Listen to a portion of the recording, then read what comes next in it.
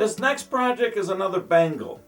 A bangle similar in dimension to the ebony pink ivory one, except this one's going to be done in a completely different way.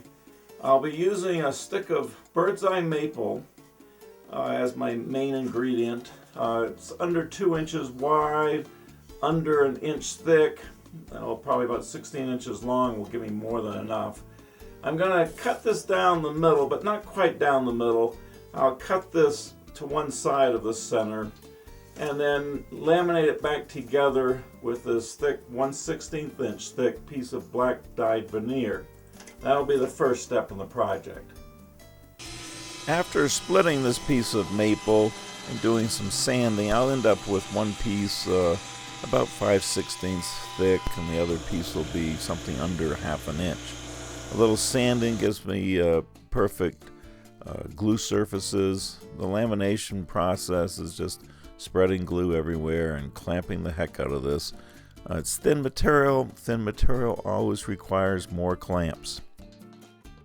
So these were able to sit overnight. I want a nice straight edge, so to the joiner I go, and then I'll use that straight edge against the fence on my table saw to give me a nice parallel stick of wood. This is ebony with horizontal grain. These will be little short boards, if you will. They're about strong 1/4 inch long. Here I've cut some MDF using my chop saw. I want to confirm an exact 30-degree miter angle. Here I've done another test to check the inside diameter. It ended up being just a little bit big. So I moved my stop block in a few smidgens and proceeded to cut my maple. Now you notice I've marked the maple.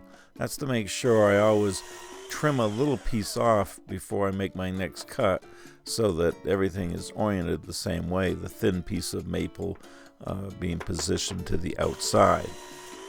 After cutting 6 of these, and I actually cut 1 extra, did another test, made sure that inside diameter was under 2 1/4 inches. Now I'm locating the center of each one of my segments. Using that center position dimple in my tailstock, I can ensure that my chuck holds these pretty well centered. Here I'm using an easy wood carbide tool to go down through my maple, and then a parting tool to sneak up on a good fit around these malachite cabochons. I don't want a super tight fit, but a comfortable, snug fit.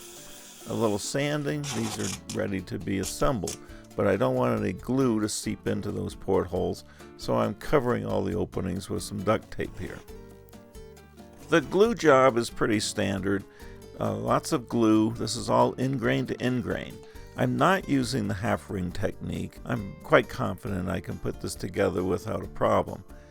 Plenty of rubber band pressure, and I'll let this sit overnight. Now here it is the next morning.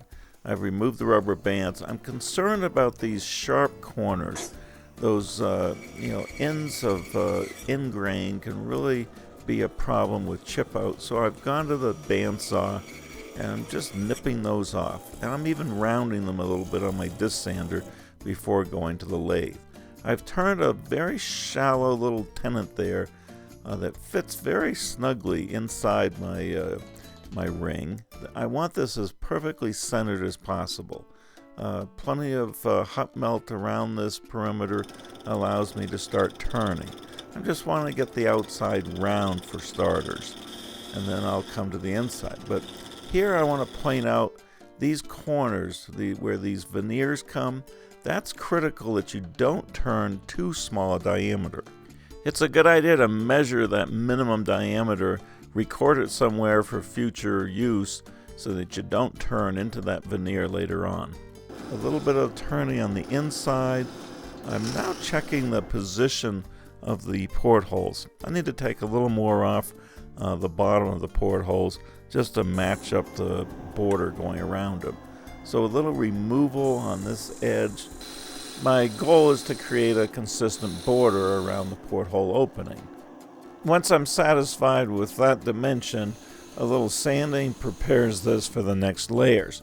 One of those layers will be a ring of 12 segments of ebony, so I've prepared this ahead of time. half ring technique puts this together. Plenty of glue and plenty of rubber band pressure. After this is cured, put the two halves together and put this aside. The veneer layers that you see sitting there, those were created by chopping a stack of veneers on my chop saw. Here I've got some thin, fragile holly veneer sandwiched between layers of MDF. A slow cut, although even as slow as you go, you'll still get some fracturing. But those were just taped together along with the black dyed veneers. Now, veneers are thin, they soak up a lot of glue, and they have a tendency to warp and bubble. So I found using a little foam pad with a separator piece of wax paper and plenty of pressure, that works the best for me. It applies even pressure. I almost forgot to cover up my portholes. I would have had some glue probably drizzle into there. Not a good thing, but I did remember to cover them up. Plenty of glue. The veneer especially soaks it up. And I'm just eyeballing a position kind of a third of the way between seams there to create the bricklay effect. Stacking my components back together, applying some pressure, and checking frequently to make sure it doesn't slide out of position, keeping the veneer fairly centered. In the meantime, while that's curing, I can work on another glue job here. Here's my ring of ebony, nice smooth sanded, ready to be glued surface. The same technique with a foam pad.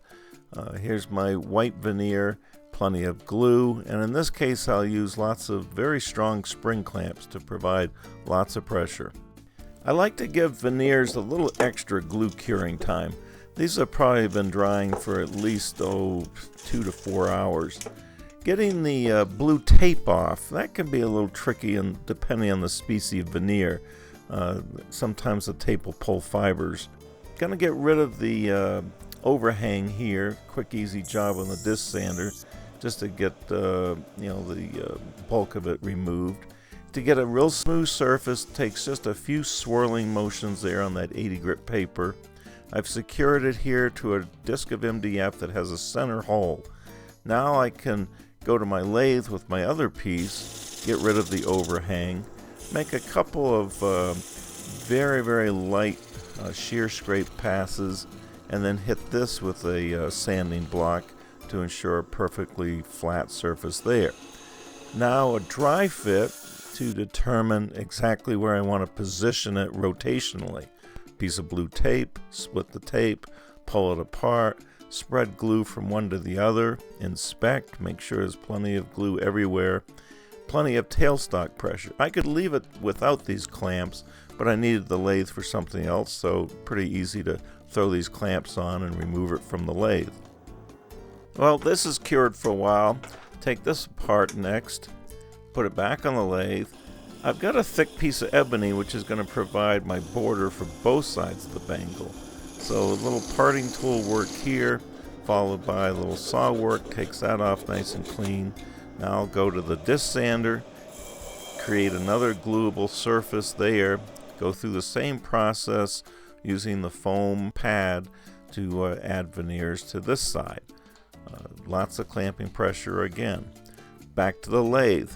I need to clean up this end where I did that parting cut, and now the critical part of the turning is to get this inside diameter precisely dimensioned. In my case, it's just a smidgen under 2 1/4 inches, but you may need to change that depending on who you're making the bangle for. My opportunity now is to sand the inside. I can't quite reach that inside corner, but I can get every place else on the inside. Some quick little hot melt removal here allows me to pull this off the waste block now. I'll wrap some blue tape around this, which will allow me to put it back in a chuck. Now, I haven't done any final turning on the outside of this, so I'm not really going to damage the surface much. A little bit of rough turning here, a little bit more removal on that inside corner. I'm not doing final turning on the inside yet because I still have elements to add. Here I want to sneak up on this border around my portholes. I can look at this and remove material. until I get an even border around the portholes. The glue surface was trued up and hit with a sanding block before applying glue. I'm using the same technique with the foam rubber pad, and I'm applying extra clamps just to provide that squeeze factor on the veneer. So we finally arrived at the last glue job. Same kind of procedure, getting the surfaces clean and flat, using a sanding block before gluing things together. And the way this last piece is mounted, I can use that center hole to center things. Okay, so this has been drying for a while. I can now remove all that overhang, get rid of most of the hot melt glue, and get rid of this disc of MDF. I'll take the tape off next so I can examine my seam, and then start to do some semi-rough turning just to get it to the basic shape. Removing some wood there to get a similar thickness of border, and then hollowing this end to match the other end. I've got to sneak up on the fit that I want for an inside diameter, which is pretty critical. You don't want this thing to be too sloppy, but if you get it too big, you can't make it smaller. Sanding, nothing special there. The little 2-inch pad does fit in there, especially with those wavy discs. That works pretty well on the inside. Now I'm going on a post to perfect the outside curve. A little bit of very light, high-speed turning here. You got a lot of air in between, so it's take very light cuts with a sharp tool. Looks good. Sanding, no secret here. Although it does pay to stop the lathe and do a little bit of sanding, such as this, in between the openings. You're sanding with the grain there. Time to put some finish on this. I'm using the crystal clear. I applied 5-6 coats, buffing in between coats. Now to install the 20mm cabochons, these are malachite cabochons from Craft Supplies, I numbered them. I did that because there are minute differences in diameter, and as I turned those openings and fitted those, there were tiny differences. So I've numbered the holes and numbered my stones. The little piece of wood with a little piece of double-sided tape on it acts as a handle, and it provides a means of applying a little pressure with that rubber band. The glue sits very slowly, so let these sit for at least a day. There's lots of possibilities with this technique. For example, instead of stone cabochons, you could turn your own cabochons out of some kind of exotic pen blank material.